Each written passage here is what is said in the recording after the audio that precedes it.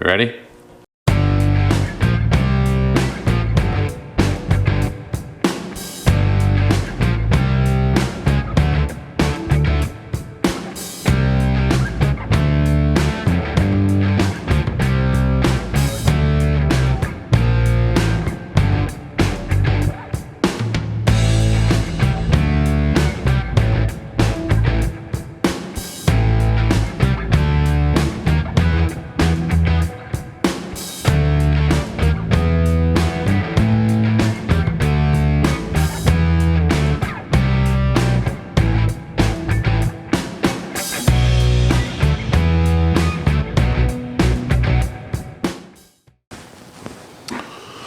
Welcome back to Fabrication 101.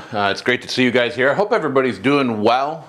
We are out in the shop on a beautiful day in northern Arizona. Gonna be working on some stuff for the Bronco, some goodies that I finally picked up. I'm kind of excited about this stuff.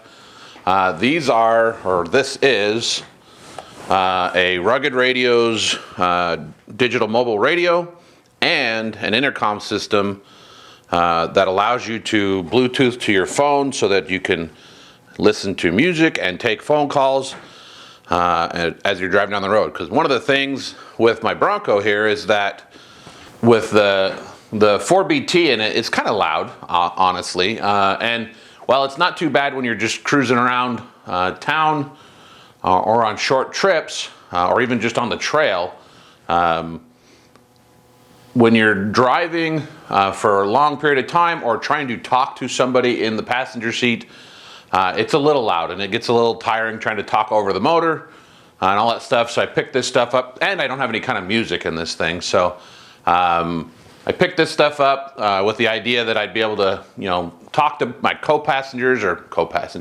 my passengers, listen to music, make phone calls if I need to, which honestly I rarely ever do. But anyway, I also picked up this billet mounting bracket to go with it because I kind of want to mount it a little bit more secure than just bolting it up under the dash with the kind of stock mounts that they come with. Because you may have noticed my Bronco does not have doors or a roof, so it's not very secure. And I want to be able to try to put this stuff in such a way that it cannot be easily removed by somebody just walking by.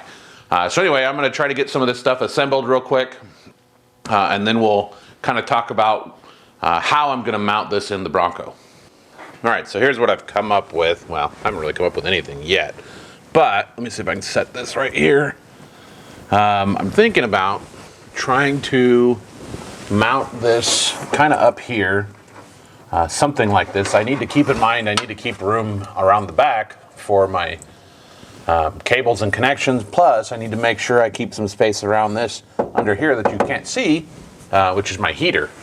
And I don't really want it blowing like super hot air on all these cables and stuff. So what I think I'm going to end up doing, and I'll be honest, I'm not super in love with this idea right now, but sometimes you got to work forward. And then, you'll come up with ideas as you work towards things. But anyway, what I want to do is I'm going to take a piece of aluminum and make a plate that's going to come across here, attached to the transmission tunnel and to the bottom of the dash. And then I'll probably bend a little bit around the side and do some dimples down the side. And then maybe, if I like it, if I like it in the future, there's room to put some more switches or stuff around it and things like that. So I think I'm going to work towards that idea. I'm not going to make it as wide as the whole base of the transmission tunnel. I'm probably not going to make it much wider than this is. And I think that'll be fine. So I think I'm going to go ahead and make it out of some cardboard first, just like most things that I do, because it's going to give me a good idea whether I like the path I'm going down or not. So let's find some cardboard and see if we can make a cardboard piece that we can then turn into aluminum.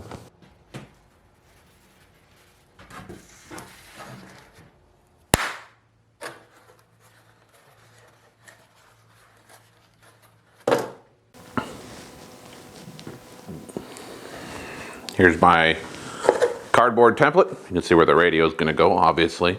This should fit pretty nicely under the dash, hopefully.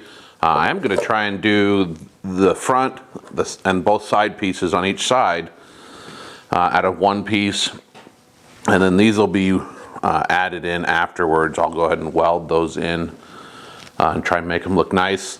And then I'll do some dimpling along this face here. So let's stick it in the Bronco. Let's see what it looks like inside there. So I kind of went back and forth quite a bit on how I wanted to do these end pieces, whether I wanted to go straight back or come out at an angle. And in the end, you can see that I kind of decided to go straight back a little bit and then, or at an angle and then straight back to try and kind of match the depth of the dash. Kind of opens up all the way out to the edge of the plate depending on where I mount it in here. And it's going to bolt. I'll end up bolting it probably down to the tunnel and to the bottom of the dash when it's in there. So if I look to the other side, you can kind of see what it looks like. I think it looks pretty good. I think it's going to come out pretty nice when it's all said and done. Like I said, I had to play with it quite a bit. This is probably the third or fourth iteration of these sides that I did while I was playing with it, just looking at different ideas. So the the idea of using cardboard, the benefits of cardboard, is something I've been trying to kind of get across to some of my fabrication students lately. When I started this, I wasn't quite sure the direction I was going with it. I had an idea on what I wanted to see done. But as I started and worked through the cardboard, like I said, I think these are the second or third end pieces on this. And so as I worked through the cardboard, my idea got a little clearer, my direction got a little clearer, and I'm pretty happy right now with at least what I've got in cardboard. I got to see if I can translate it into some aluminum, but what I have there should give me a pretty good chance of making the aluminum work. So let's go find some aluminum. We'll kind of break that thing down a little bit so we can get the different dimensions, and then we will go ahead and get it marked out and cut.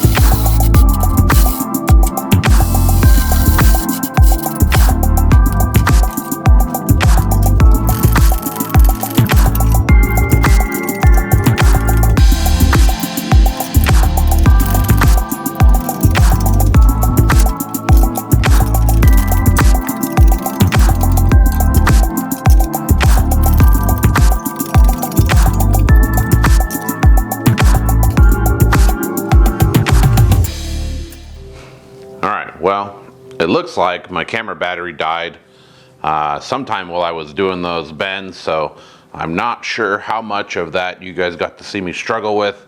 I guess I'll have to look at it when I go to edit this. But anyway, it's bent. It's not perfect. It came up pretty good.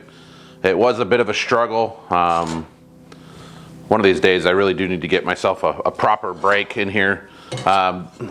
This is the bottom. I kind of missed the mark on these angles. This should have come out here probably a little further. If I take this and set it up, this should be flat on the table, and it's not quite. So I'm gonna have to go ahead and knock this corner down a little bit, try to make it a straight plane across there so that the bottom can go in. I am going to put a top and a bottom in this, and that's how it's going to get secured into the Bronco. So we'll go ahead and clean that up, get our top and bottom pieces cut, maybe go ahead and cut out the center part for the radio, and start looking at how we're going to bolt this thing in. Hopefully, I have enough argon to do these welds on the top and the bottom piece. So we'll get this cleaned up. And then we'll get the pieces cut, maybe tacked in, and then we'll see where we go from there.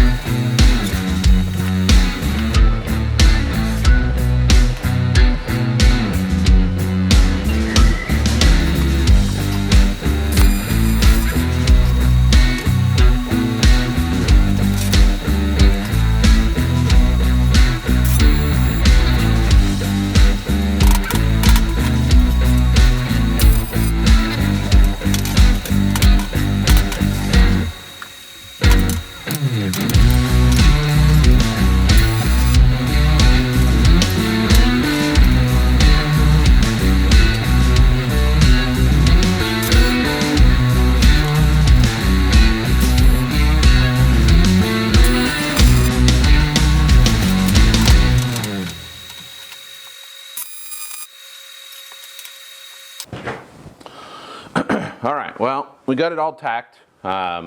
Decided to try out my new Miller welding mask. It's pretty sweet. I pretty much, it's not very practical for shop use. I do have a little bit of a complaint about it, especially, I guess, just really with TIG welding.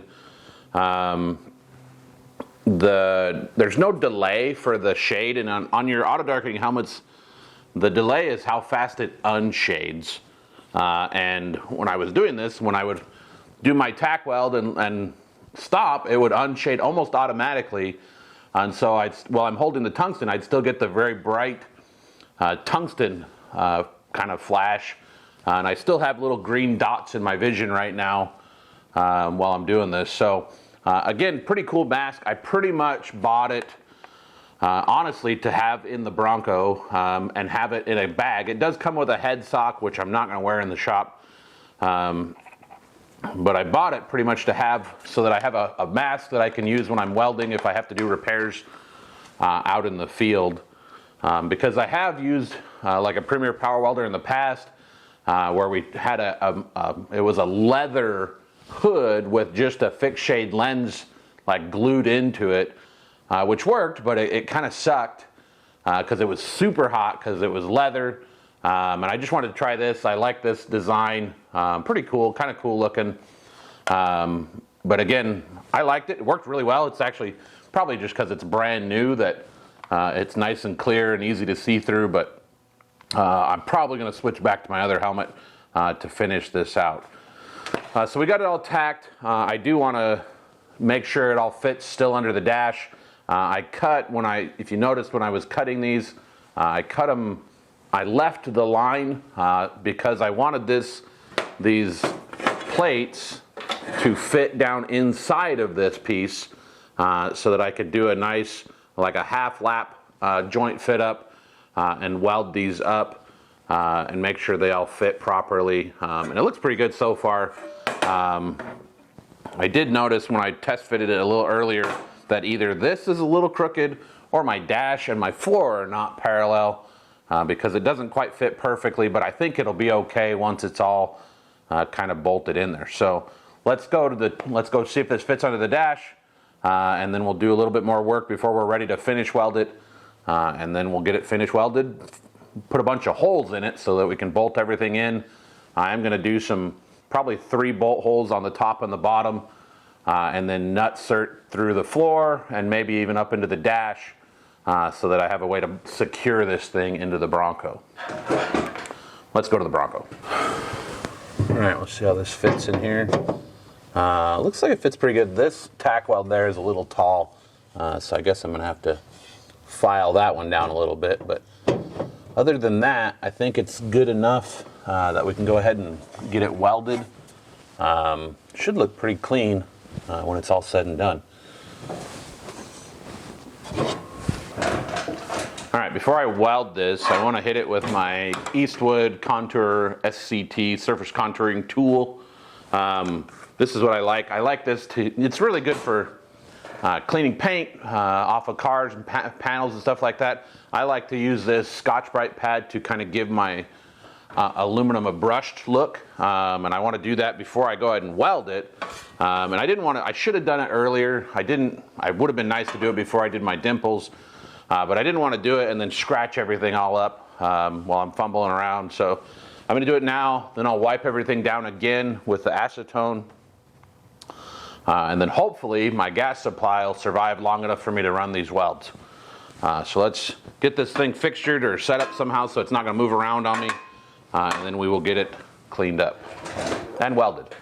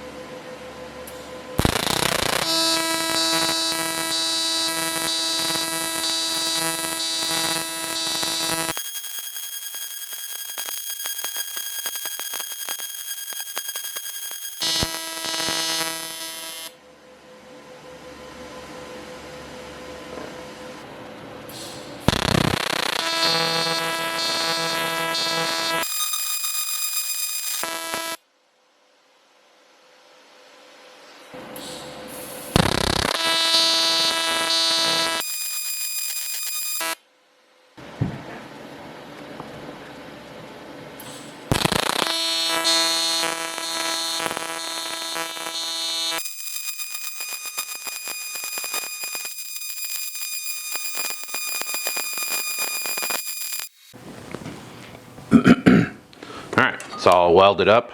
Get this stuff out of the way. This is just a random cardboard box I had. You can see the welds came out pretty good. When I set up that kind of half lap, my intention the whole time was to kind of just pulse weld this in with little filler, because I don't need it to be super strong. I just need it to hold together.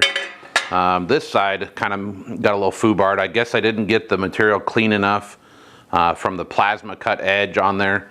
When you plasma cut aluminum, you leave a pretty heavy oxide layer in there, and you do need to get that out, so it's a little rough.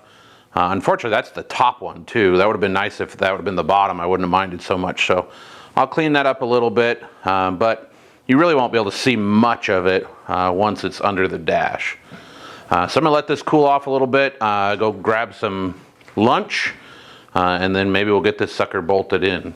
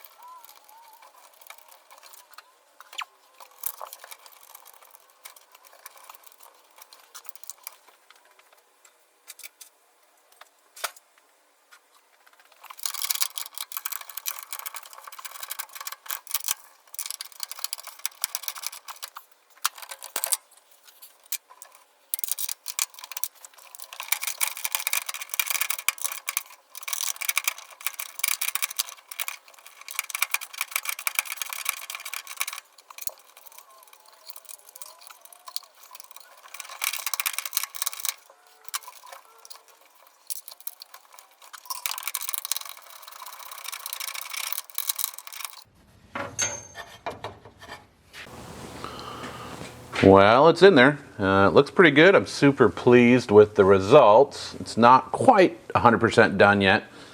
I should be able to bolt everything in, but I need to finish the wiring before I can do that.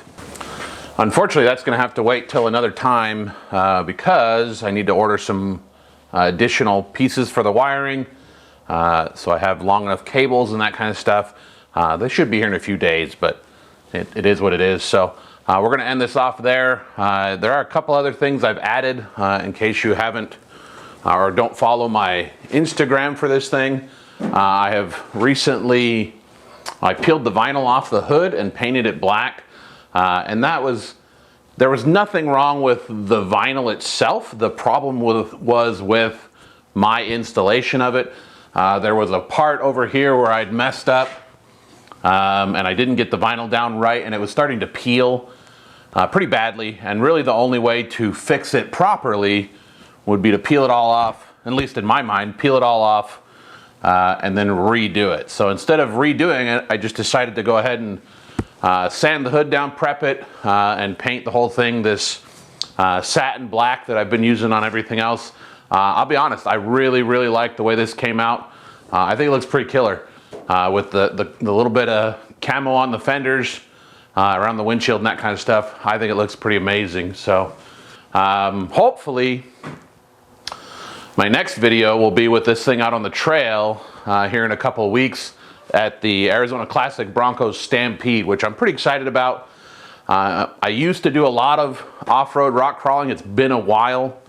It's actually been a long while since I've done any of this stuff, and this will be the first real outing for this rig, so it'll be kind of a shakedown run. I don't want to do anything super crazy, but it is built to go through some pretty rough stuff, so hopefully it does pretty well. Anyway, that's going to do it for this video. I want to thank you guys so much for tuning in to Fabrication 101, and I will see you guys in the next video. In the meantime, do me a favor, do yourself a favor, and go build something.